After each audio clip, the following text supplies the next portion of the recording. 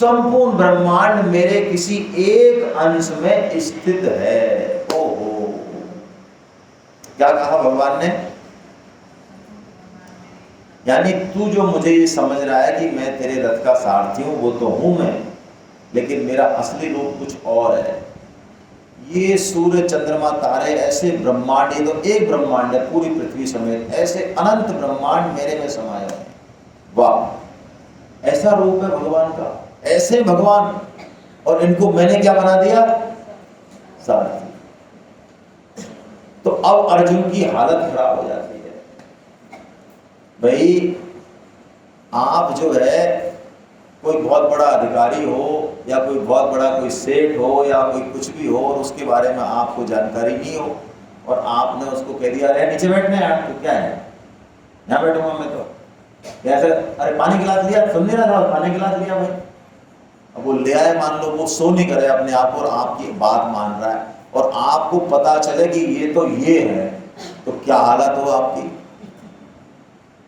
एक बार सेठ जी जो है कलकत्ता गए, तो एक धर्मशाला में गए, तो वहाँ उन्होंने कमरा मांगा, तो उन्होंने कहा भाई हमारे यहाँ कोई कमरा वमरा नहीं, साहब एक दिन के लिए दे दो, कोई काम करे। अरे तुम फालतू समझते नहीं हो, आप जिद करते हो, कोई कमरा वमरा नहीं है हमारे यहाँ, आप कहीं और देखो। तो सेठ जी ने कहा ठीक है और देखते हैं। तो जब वो जाने लगे तो एक व्यक्ति जो वहाँ बैठा था वो उनको पहचानता था। पहले लोग पहचानते कम थे क्योंकि फोटो नहीं थे ना, सोशल मीडिया नहीं था, तो पता नहीं, नाम ही नाम सुनते थे कि अच्छा ऐसे ही संत हैं, तस्वीर नहीं आती थी इतनी ज्यादा, तो पहचानते नहीं थे। तो एक व्यक्ति ने एकदम से उनको पहचाना, ये तो सेठ जी है, जयदयाल जी गोविंद का, गीता प्रेस के मालिक, तुम्हारी जैसी कितनी धर्मशालाएं इनके पास फोकट में दे रखी है, तुम तो एक धर्मशाला लेके बैठे 50 कमरों की, 1000 कमरों की धर्मशाला है इनके पास। तो वो दौड़ के गया मैनेजर के पास, ये सेठ जी है, क्या कर रहे हो तुम?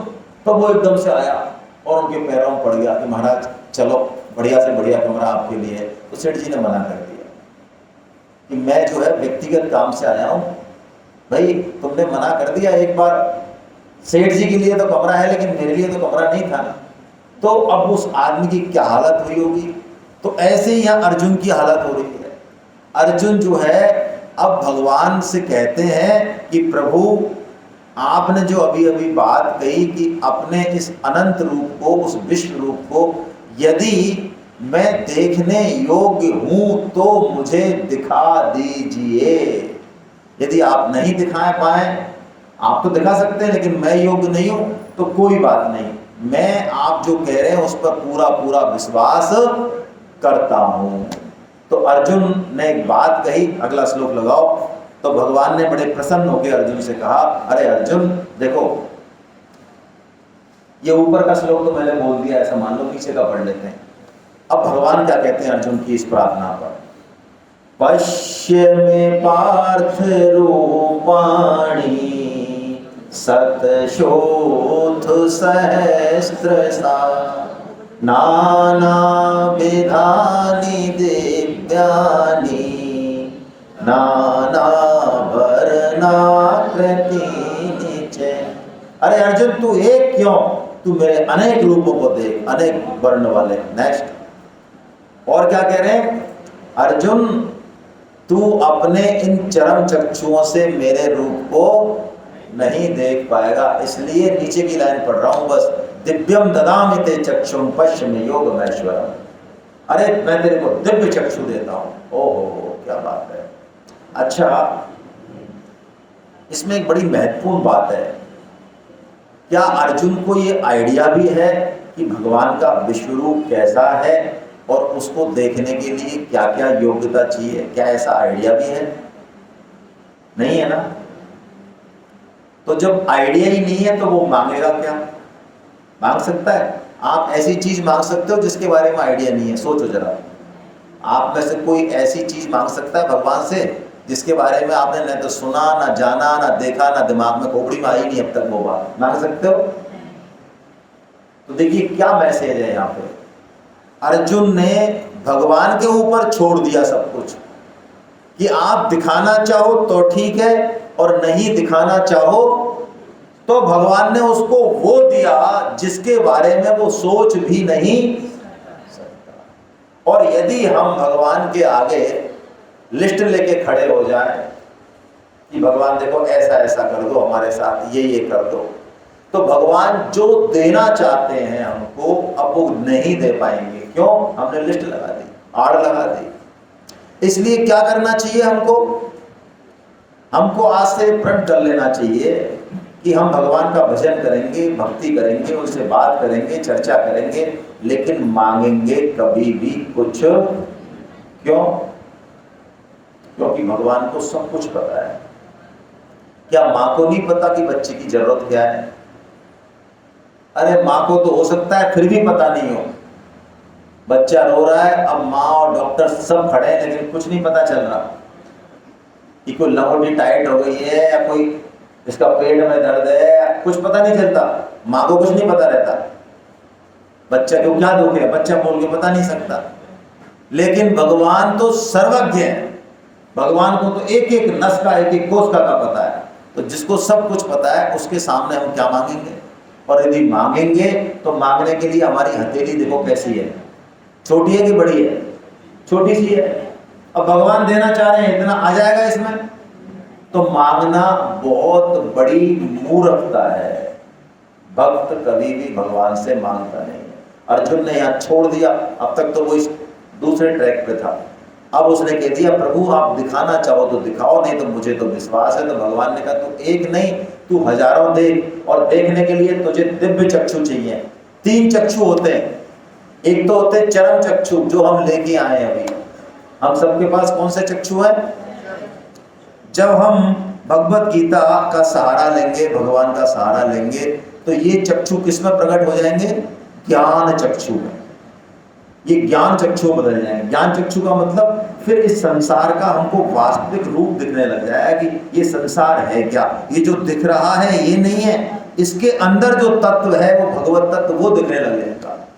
तो ज्ञान चक्षु है। लेकिन दिव्य चक्षु तो अलग होते हैं। दिव्य चक्षु को हम किसी भी साधन से प्राप्त नहीं कर सकते। दिव्य चक्षु तो हमको भगवान ही देते हैं, कृपा से मिलते हैं। दिव्य चक्षु से भगवान की लीला दिखती है, भगवान का रूप दिखता है सब जगह। तो आइए अब देखते हैं हम फटाफट भगवान का रूप देखते हैं, है ना। भगवान अपना दिव्य रूप बता रहे हैं, देखिए। अब उस दिव्य रूप को देख के अर्जुन की घिघी बन जाती है। क्यों? देखो भगवान के रूप में सब कुछ है, भूत भी है, भविष्य भी है और वर्तमान भी है। अभी ये जो भीष्म है, द्रोण है, कर्ण है, ये चूरन चटनी हो रहे हैं। भगवान की इतनी बड़ी बड़ी दाढ़ है, उसमें लाखों सब भगवान उनका चूरन कर रहे हैं। भविष्य में इस महाभारत युद्ध का जो भविष्य होने वाला है, जो अंजाम होने वाला है, वो भी भगवान के विश्व रूप में अभी ही प्रकृति के एक से एक खतरनाक रूप, रौद्र रूप, सौम्य रूप भी भगवान शिव दिख रहे हैं, ब्रह्मा जी दिख रहे हैं, इंद्र देवता दिख रहे हैं, ऋषि मुनि सब दिख रहे हैं भगवान के इसमें। तो अर्जुन उसको देख के और एकदम भगवान से प्रार्थना करने लग जाता है। और ये जो प्रार्थना है अर्जुन की, जो स्तुति है, ये बहुत विलक्षण है, बहुत विलक्षण है। आपकी किताब में दी हुई है ये स्तुति। हम सबको इस स्तुति को करना चाहिए। ये भगवान की जितनी भी स्तुतियां हैं उनमें बहुत श्रेष्ठ स्तुति मानी जाती है, बहुत श्रेष्ठ अर्जुन की स्तुति, है ना। ये पिछले 70 साल से गीता भवन ऋषिकेश में रोजाना सुबह 5 बजे ये स्तुति होती है। आप यदि गीता भवन जाए, ऋषिकेश जाए, तो स्तुति में भाग अवश्य लेना है। और उसके लिए 5 बजे आपको गीता भवन नंबर 3 के हॉल में अंदर जाना पड़ेगा। यदि आप 1 सेकंड भी लेट हो गए, हेलो 1 सेकंड भी, तो दरवाजे बंद हो जाए। ये 70 साल से नियम चल रहा है। आपको यदि स्तुति में जाना है तो आपको ठीक 5 बजे या उससे पहले पहुंचना, वह कोई नियम चेंज नहीं हुआ अब तक। हमारे 200-300 लोग जाते हैं, उसमें से सब तरह के लोग होते हैं, आप तो जानते ही हो। कई समझदार लोग होते हैं, इंटेलिजेंट टाइप के, तो वो स्तुति कहाँ से करते हैं? फिर बाहर से करते हैं, है ना। समझदार लोग जल्दी नहीं सोते हैं, उनकी बुद्धि जल्दी सोने नहीं देती उनको। वो शास्त्रों की बात मानते नहीं है, वो कहते हैं जल्दी उठने से क्या होता है, सोने से कुछ नहीं, फर्जीवाड़ा है। तो वो आराम से 12-1-2 बजे तक सोते हैं, जैसे राक्षस होते हैं ना, राक्षस खाते हैं ऐसे, उनको भूख भी उनको रात में लगती है। मम्मी जो है देसी घी का कुछ भी बनाया शाम को तो वो मना करे, और वो फोन करके जो कचरा आता है, क्या बोलते हैं उसको, जोमेटो पिज्जा बर्गर क्या आते हैं, उस कचरे को खाते हैं बड़े प्यार से। अब वो उसमें क्या है, कितने गंदे हाथ बने, उसमें क्या क्या करेगा, वो कुछ मतलब नहीं है उनको। ओह, और इंटेलिजेंट तो है ही वो, पैसा उनके हाथ में है, इसलिए आप कुछ कह नहीं सकते भाई। हाँ, तो चलो ऐसे इंटेलिजेंट लोग बाहर से सुनते हैं, उनके हाथ में कुछ नहीं है। तो इस स्तुति को कर लें या नहीं करें, बताओ क्या करना चाहिए?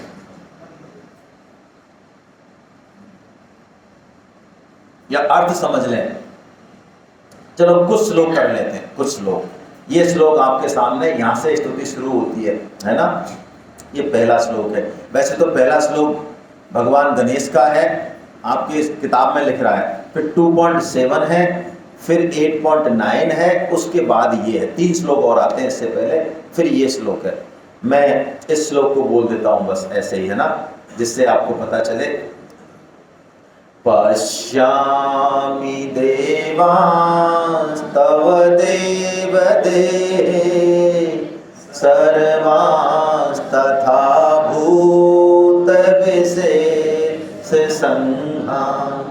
ब्रह्मानमीशं कमलासनस्थं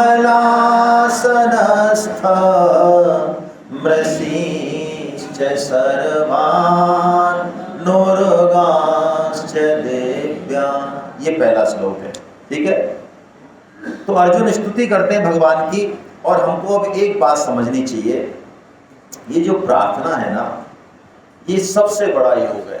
इसको प्रार्थना योग कहते हैं। ये कर्म योग, ज्ञान योग, भक्ति योग सबसे बड़ा योग है।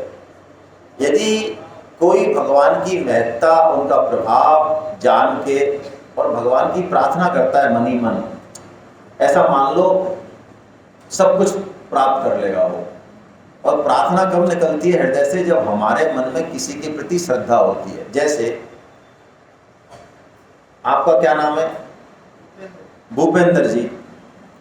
अब भूपेंद्र जी, मेरे को किसी ने बताया साहब भूपेंद्र जी, मैं कहता हूँ अच्छा भूपेंद्र जी ठीक है, ठीक। उपेंद्र, उपेंद्र, उपेंद्र का मतलब समझते हैं? हाँ बताइए। हाँ, deputy chief of the Indra है। उप यानी इंद्र, यानी इंद्र का छोटा भाई। तो कौन है छोटे भाई? इंद्र की माता है अदिति। अदिति के जब इंद्र हुए तो वहीं भगवान वामन हुए। भगवान वामन का अवतार सुना है? उनका एक नाम उपेंद्र है, भगवान वामन का। तो साक्षात भगवान वामन विराजमान है, देखो ये हमारे बीच में। तो एक तो कोई कह दे ये उपेंद्र है, तो मैंने कह दिया हाँ ठीक है उपेंद्र जी, अच्छा। अब एक कोई मुझे बताया कि भाई साहब ये उपेंद्र जो है ना, इनको गीता कंठस्थ है और इनकी बड़ी बड़ी फैक्ट्री है, ये इतने अच्छे अच्छे काम करते हैं, समाज के इतने प्रतिष्ठित व्यक्ति हैं, तो रहते ऐसे ही है, बस कपड़े वपड़े ऐसे ही पहनते हैं, बहुत ऊंचा मामला है इनका, बड़े ज्ञानी सज्जन, बड़े धीर वीर पुरुष हैं ये। तो अब ऐसा मुझे बता दिया, तो अब मैं उपेंद्र जी को कैसा प्रणाम करूंगा? उपेंद्र जी पहले मैंने कैसा प्रणाम किया इनको, अब प्रणाम किया, बदल गया ना बात। यही बात यहाँ हो रही है अर्जुन के साथ। जैसे ही भगवान ने विश्व रूप दिखाया तो अर्जुन का प्रणाम अब अलग तरीके से हो रहा है। हाँ, हम भी ऐसे ही करते रहते हैं भगवान के साथ। भगवान हमारे दोस्त हैं, सच्चे सच्चे दोस्त हैं, 24 घंटे के दोस्त हैं। हम बिल्ली बन जाए, कुत्ता बन जाए, वहां भी दोस्त हैं, हम मनुष्य बन जाए, वहां भी दोस्त हैं, लेकिन हमारी नजर उन पर, तो जिस दिन नजर पड़ेगी भगवान की कृपा का अनुभव होगा, बात बन जाएगी। अब भगवान क्या कह रहे हैं? अर्जुन से कहते हैं अर्जुन तू डरे मत, क्या डरने की जरूरत है, मैं बैठा हूं ना, मैं हूं तेरे साथ। और ये देख मैंने तेरे को फ्यूचर ही दिखा दिया महाभारत का। तू जो डर रहा है, ये सारे जो योद्धा हैं, भीष्म, द्रोण, कर्ण, दुर्योधन, इन सब की चूरन चटनी बनेगी। तू यदि युद्ध लड़ता है तो तेरे हाथ से बनेगी, नहीं तो इनकी चूरन चटनी तो मैं पहले ही बना। ये काल रूप से मैं सबको खा गया। भगवान काल है, काल भी भगवान का रूप है, तो भगवान कह रहे हैं मैं काल रूप से सबको खा जाता हूं। इसलिए तू क्या कर, ये श्लोक बड़ा अच्छा है, हमको जीवन जीने का यहां से भी एक मंत्र मिलता है, बड़ा प्यारा मंत्र है। आइए जल्दी से इसको देख लेते हैं, इसको चलने दो। तस्मात् त्वमुत्तिष्ठ यशो लभस्व जित्वा शत्रून् भुक्ष राज्यं समृद्धं मय्येव निहता मय्येव वैते निहता पूर्वमेव निमित्तमात्रं भव सव्यसाचिन्।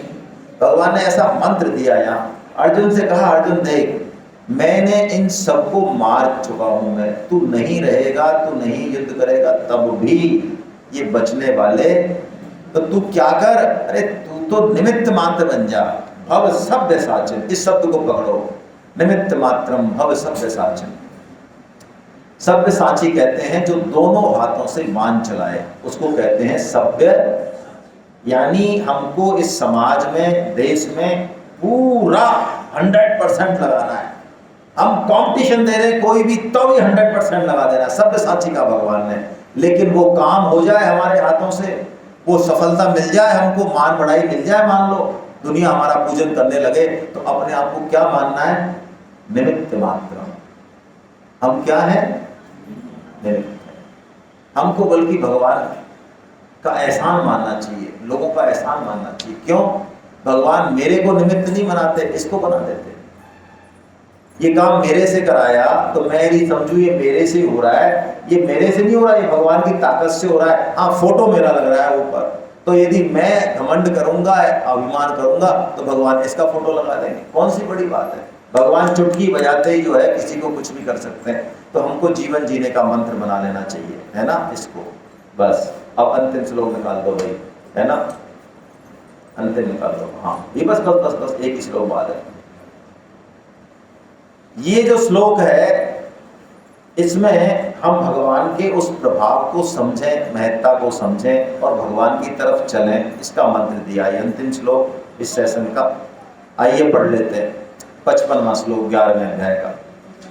मत कर्म कृत मत परमो मद भक्त संग वर्जिता निर्वैर सर्वभूतेषु यस्य मामेति पांडव। गीता में ऐसे बहुत से श्लोक हैं जहां एक श्लोक में पूरी गीता कह दी भगवान ने, पूरी गीता। यानी हम उस एक श्लोक को भी ठीक से पकड़ लें तो गीता की समस्त बातें हमारे आ जाएंगी। ऐसा भगवान की कृपा है। क्योंकि भगवान को शायद पता होगा हमारे जैसे लोगों का कि ये बड़े बिजी टाइप के लोग हैं, इंपॉर्टेंट लोग हैं, इनके पास टाइम नहीं है बेचारों के पास, इनको व्हाट्सएप देखने से फुर्सत मिलेगी नहीं, तो ये बेचारे 700 श्लोकों की इतनी मोटी गीता को पढ़ नहीं पाएंगे। मेडिकल इंजीनियरिंग की इतनी मोटी मोटी किताबें तो पढ़ लेंगे, लेकिन हो सकता है गीता इतना टाइम नहीं है इनके पास, बेचारों के पास मरने के लिए। तो भगवान ने एक एक श्लोक में भी ऐसी बातें कह दी, यदि हम उस एक श्लोक को भी ठीक से पढ़ें तो काम हो जाएगा। ये ऐसा ही श्लोक है। 5 बात है इसमें। पहली बात, मत कर्म कर। क्या कह रहे हैं भगवान? मत कर्म कर, तू मेरे लिए कर्म करने वाला हो जा। समझ में आ गई बात? क्या करना है? कर्म तो करना है, जो करना है वही करना है, लेकिन किसके लिए करना है? अब आईआईटी की तैयारी कर रहे हैं तो भगवान के लिए कैसे करें? अरे तो भाई आईआईटी की तैयारी करते हो, अरे नौकरी चाहिए, अच्छी एजुकेशन लेंगे, हाँ तो फिर क्या करोगे? पैसा कमाएंगे, हाँ तो फिर क्या करोगे? क्या उद्देश्य है? उद्देश्य यदि भोग है, विलास है, संसार पे शासन करना है, तो आईआईटी में नहीं सिलेक्शन हो तो ही अच्छा है। इतना बड़ा पतन करोगे, पाप करोगे। हाँ, ये स्किल प्राप्त करके, जरूर प्राप्त करनी है, स्किल योग्यता प्राप्त करनी ही चाहिए, और उसको फिर प्राप्त करके खुद का और समाज का, सबका कल्याण करेंगे, ये भाव है। तो भगवान कहते हैं ये काम मेरे लिए ही तो हो गया, और किसके लिए? तो हम सारा काम अब किसके लिए करेंगे आज से? भगवान। रोटी किसके लिए बना रहे हैं? भगवान के तो जन खाएंगे, और कौन खाएगा भाई? ये कहां से आए हो? झाड़ू क्यों लगा रहे हैं? भगवान का मंदिर है, इसको साफ सुथरा रखना। हमारा शरीर को नहला रहे हैं, धुला रहे हैं, ये किसका मंदिर है? यहाँ भगवान बैठे हैं। तो मत कर्म कृत, देखो कितनी बढ़िया बात, छोटे से शब्द में क्या छुपा हुआ है। दूसरी बात, मत परमो। परमो का मतलब है, देखो अभी हमने अपने जीवन में बहुत सारी चीजों को नंबर 1 कर रखा है, बहुत सारी चीजें, लेकिन भगवान अभी नंबर 1 पे नहीं है। भगवान के 20 में 21 में नंबर पे है। भगवान को यहां से उठा के और कहां लाना है? अभी जो पत्नी, पुत्र, धन, मान, बड़ाई, भोग, व्हाट्सएप, फलाना ठिकाना, कचरा पट्टी, ये जो जिंदगी के जो टॉप बना रखे हमने कि अरे नहीं ये ये हमारे हैं, इनका आश्रय ले रखा, सबको हटाओ। ये सब आश्रय कच्चे हैं, सब कच्चे हैं। कोई आश्रय नहीं टिकता भाई। ये जो हम कहते हैं कि हम प्रेम करते हैं, फर्जीवाड़ा है। मैं बहुत खरे शब्दों में कह रहा हूं, भगवान के अलावा हम किसी से प्रेम नहीं कर सकते। अच्छा चलो, माँ और बेटे का संबंध कैसा होता है बताओ? बढ़िया होता है। माँ यदि बच्चे को कैसी लगती है? बढ़िया लगती है। बोर तो नहीं होता उससे? नहीं होता ना। 24 घंटे रहे, चाहे 2 साल रहे। अच्छा अब वो 40-50 साल का हो गया, बच्चे उसके भी हो गए, पत्नी आ गई उसके अच्छे स्वभाव वाली, जो माँ यदि गेट में दिख जाए तो उसकी जो है तोरी चढ़ जाए, और आप भी ऐसे ही आ गए थोड़े बहुत। अब बताओ, अब आपको माँ एक तो आती हुई आई और 10-5 दिन रही और फिर गई, अपने काम चली गई। तो बताओ, आते हुए अच्छी लगी कि जाते हुए अच्छी लगी? तो ये वही तो माँ है जिसके 2 मिनट छोड़ देती है। यदि आपको तो पे पे पे पे पे, माँ के बिना कुछ था ही नहीं संसार में। ये वही तो माँ है। तो क्या हो गया भैया 40 साल में? क्या हो गया? इस माँ के लिए जान दे देते थे, जान। मर जाएंगे भाई साहब, 2 साल का शिशु मर जाएगा, वो माँ नहीं रहेगी तो मर जाएगा, मर ही जाएगा। तो माँ टॉप पे थी ना, तो कहां आ गई? टॉप पे रही। अब कोई रिश्ता टॉप पे नहीं रहेगा, ये सच्चाई है। बुरा लगेगा सुनने में। कोई रिश्ता, हमारे सारे रिश्ते स्वार्थ के हैं, स्वार्थ के, टोटल स्वार्थ। ज्यादा स्वार्थ ज्यादा प्रेम, कम स्वार्थ कम प्रेम, नो स्वार्थ नो प्रेम। सुर नर मुनि सबके यह रीति, स्वार्थ लागी करें सब प्रीति। चेक करो आपको कौन अच्छा लगता है। जो आपके काम आ रहा है, आपके स्वार्थ की पूर्ति कर रहा है, वो अच्छा लग रहा है? बेटी को पिता क्यों अच्छा लग रहा है भाई, और पिता को बेटी? और वो अपना डिसीजन लेना चाह रही है जो आपकी इज्जत को चौपट कर देगा, फिर अच्छी लग रही है क्या?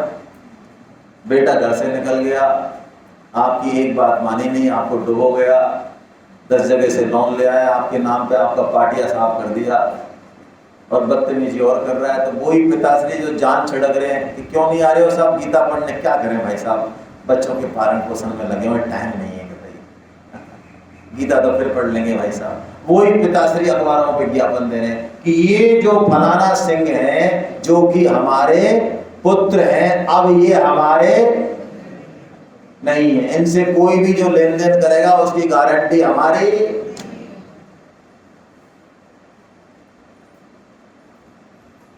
मैं ये नहीं कह रहा हूं नफरत करनी है, सबसे प्रेम करना है, प्रेम ही करना है, और क्या करेंगे? प्रेम ही करना है। लेकिन वो प्रेम तब होगा जब नंबर 1 पे भगवान को बैठाएंगे। पहले भगवान जीवन में सर्वोच्च हो, भगवान से प्रेम होगा तो बाकी से प्रेम होगा। नहीं, सब फर्जीवाड़ा है, टोटल फर्जीवाड़ा है। ये दूसरी बात। तीसरी बात, मद भक्ता, हमने कल देख ली, बहुत इसकी व्याख्या कर ली है ना। ये 3 बात पॉजिटिव है। अब 2 बात नेगेटिव है। नेगेटिव मतलब इनको छोड़ना है ना। जैसे 2 काम होते हैं ना, हमको पटना जाना है, यहां से तो बेतिया से चले तो 2 काम हो रहे हैं, बेतिया छूट रहा है और पटना, दोनों काम हो रहे हैं ना कि एक काम हो रहा है? अच्छा, बेतिया में रहते हुए पटना पहुंच सकते हैं क्या? हाँ, अब मन से तो मन से पहुंच जाना, मन से बैठ जाना, फिर मन से नाश्ता करना, अब आप जाना मत बाहर। ठीक है, बहुत सही बात है, बहुत ऊंची बात कही आप। अब आपको कसम है जो बाहर जाओ तो आप लंच में और नाश्ता मन से करना है आपको। चलो, तो 3 चीज चले जाना चले जाना। तीन चीजें पॉजिटिव है, 2 नेगेटिव है, ये हटानी है जीवन से। कौन सी? निर्वैर सर्वभूतेषु, यह निर्वैर, भगवान कह रहे हैं सर्वभूतों से निर्वैर हो जाना। वाह क्या बात है। देखिए हम किसी का संग नहीं करें, हमें पसंद नहीं है, हमारे लाइन के लिए ठीक नहीं है। मेरे को क्रैक करनी है IIT, इस बंदे को मेरे को संग नहीं करना, मेरे को दूसरे को करना है, लेकिन उससे द्वेष नहीं करना है। यदि हमने किसी से भी द्वेष किया तो इसका मतलब परमात्मा से ही द्वेष किया। अब हमको परमात्मा प्राप्ति, संग छोड़ दें, हट जाए, अवॉइड कर दें, द्वेष नहीं करें। बुरे आदमी से भी द्वेष नहीं करना है, बुराई से द्वेष करना है, उससे द्वेष नहीं करना है। क्यों? वो बुरा आदमी भी कभी आपके काम आएगा ना तो बहुत अच्छा लगेगा भाई, और यदि उसमें से बुराई निकल गई तो वो अच्छा तो है ही। एक तो ये, दूसरा एक ऊपर कोने में रह गया, मेरे चूक गया, संग वर्जिता। क्या है दूसरी चीज? संग वर्जिता। संग यानी पकड़, वर्जित हटा दो इस पकड़ को। भगवान ये कह रहे हैं क्या पकड़ है? हमारी बहुत तगड़ी पकड़ है, हम रजोगुनी है, रजोगुनी की पकड़ बहुत तगड़ी होती है। छोटा बच्चा देखा है, हाथ पैर चलाता रहता है, उसके हाथ में यदि हम कुछ दे दें, पेंसिल, कुछ भी, टॉफी, तो उसको वो जोर से पकड़ लेता है। उसको खोलो मुट्ठी, उसे खोलने नहीं देगा वो। ऐसे ही हमारा हाल है, उस पर तो हम हंस रहे हैं, ऐसे ही हमारा हाल है। देखो हमको शरीर दिया, बोलो पकड़ा कि नहीं पकड़ा? धन दिया, पद दिया, पद दे दो आप किसी को, उतरता नहीं है वो उस पर आसानी से। पत्नी दी, घर दिया, बोलो योग्यता दी, आपको बना दिया साहब, आप तो साहब फाइनेंस सेक्रेटरी हो या इस संगठन के चीफ वो हो, चेयरमैन, तो वो चेयरमैन ही बना रहता मेरा भाई 40 साल। अरे उतर जा भाई, नीचे उतर जा, और आगे चेयरमैन तेरे बाद। जैसे कलेक्टर से आप मिलो तो वो 20 साल 40 साल बाद भी यही कहेगा, आप कभी मिलो किसी रिटायर्ड कलेक्टर से, वो कहेगा when I was collector district magistrate in Bettiah, when I was. अरे तो भाई डट जा, बहुत कलेक्टर हुए तेरे से पहले और तेरे, अरे राज जब तूने काम किया छोड़ना इसको। ये जो हमने ये पकड़ा पकड़ी कर रखी है ना, भगवान कह रहे छोड़ दो इसको, अपनी सेवा कर दो, अपना कर्तव्य कर्म कर दो। पकड़ना तो केवल एक ठाकुर जी को है बस, और किसी को नहीं पकड़ना है। संसार पकड़ में नहीं आएगा, लगेगा तो सही कि पकड़ में आ गया है, जैसे कि मुट्ठी में रेत होती है ना, लगेगा तो सही कि आ गई है, लेकिन धीरे धीरे धीरे धीरे धीरे धीरे खाली। बस ऐसे ये संसार है, इसको पकड़ना नहीं। हरे कृष्णा। नाश्ता दीपक जलवा दो फटाफट और भोग लगवा दो।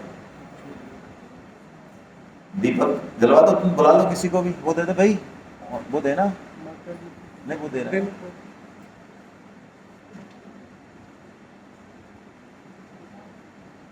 हरे कृष्णा।